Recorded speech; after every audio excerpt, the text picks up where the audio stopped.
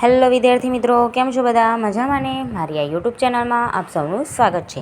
તો આજે આપણે જોઈશું 12th science chapter 6 hello alkane અને હેલો એરીન સંયોજનો. એમાં આજનો ટોપિક છે આપણે ઇલેક્ટ્રોન અનુરાગી વિસ્થાપન પ્રક્રિયા. હવે ઇલેક્ટ્રોન અનુરાગી વિસ્થાપન પ્રક્રિયામાં પહેલું છે હેલોજિનેશન. એને 4 તબક્કામાં કરવામાં આવે. તો પહેલું છે હેલોજિનેશન. હવે જો જેમાંથી બનાવો ને એને પહેલાં લખવાનું અને જે બને છે એને લાસ્ટમાં. તો જો હેલોજિનેશન એટલે કે આ છે ક્લોરોબેન્ઝીન, બેન્ઝીન ઉપર Cl એટલે ક્લોરોબેન્ઝીનની નિર્જળ FeCl3 ઉદ્દીપકની હાજરીમાં Cl2 સાથે પ્રક્રિયા કરતા 1, 2, 3, 4 નંબર પર છે એટલે 1, 4 ડાયક્લોરોબેન્ઝીન અને 1, 2 પહેલા અને બીજા નંબરના કાર્બન પર ક્લોરીન છે એટલે 1, 2 ડાયક્લોરોબેન્ઝીન મળે છે. તો બોલો મારજો, ક્લોરોબેન્ઝીનની નિર્જળ FeCl3 ઉદ્દીપકની હાજરીમાં Cl2 સાથે પ્રક્રિયા કરતા 1, 4 ડાયક્લોરોબેન્ઝીન અને 1, 2 ડાયક્લોરોબેન્ઝીન મળે છે.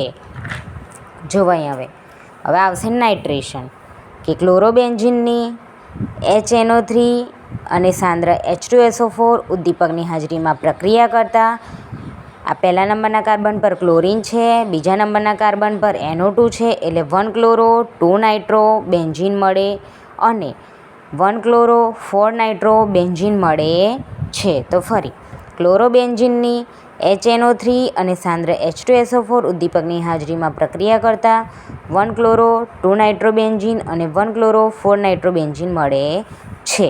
હવે સલ્ફોનેશન. આ ક્લોરોબેન્ઝીન છે એની સાંદ્ર H2SO4 ઉદ્દીપકની હાજરીમાં ગરમ કરતા જો હવે ક્લોરીન, હવે આમાં ક્લોરીન નથી આવતું પહેલું, હવે આમાં SO3H એટલે કે સલ્ફોનિક એસિડ આવે. કેમ? કારણ કે આના કરતાં આની સંયોજકતા વધારે, આનું મહત્ત્વ વધારે છે, આની સાંદ્રતા વધારે છે, બરાબર.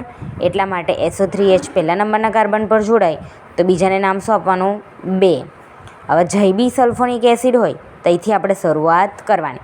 તો આપણે અહીંથી શરૂઆત કરીએ તો પહેલું સલ્ફોનિક એસિડ આ કાર્બન પર છે તો એના બીજા નંબરના કાર્બન પર શું છે? ક્લોરીન. હવે જો આ સલ્ફોનિક એસિડ અહીં છે તો આપણે અહીંથી નંબર આપીએ તો 1, 2, 3 ને 4.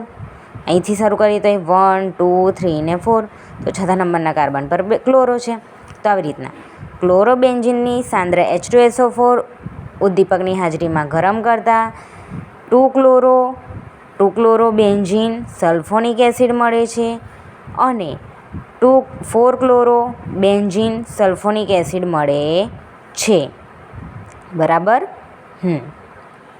હવે આવશે ફ્રીડલ-ક્રાફ્ટ પ્રક્રિયા કે ક્લોરોબેન્ઝીનની નિર્જળ Al3 ઉદ્દીપકની હાજરીમાં CH3Cl સાથે પ્રક્રિયા કરતા 1 ક્લોરો 2 મિથાઇલ, બીજા પહેલા નંબરના કાર્બન પર ક્લોરીન છે, બીજા નંબરના કાર્બન પર મિથાઇલ છે એટલે 1 ક્લોરો 2 મિથાઇલ બેન્ઝીન અને 1 ક્લોરો 4 મિથાઇલ બેન્ઝીન મળે છે.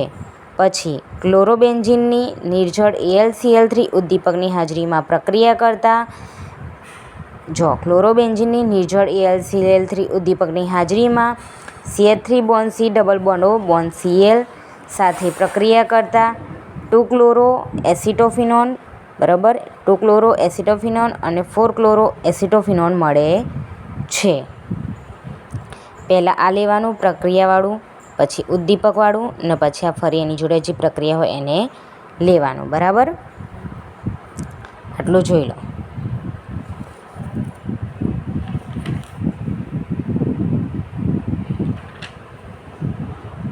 ઓકે વિદ્યાર્થી મિત્રો, જો તમને મારો વિડીયો ગમ્યો હોય તો લાઇક, શેર અને સબસ્ક્રાઈબ કરો. મળીએ નેક્સ્ટ વિડીયોમાં. Bye bye.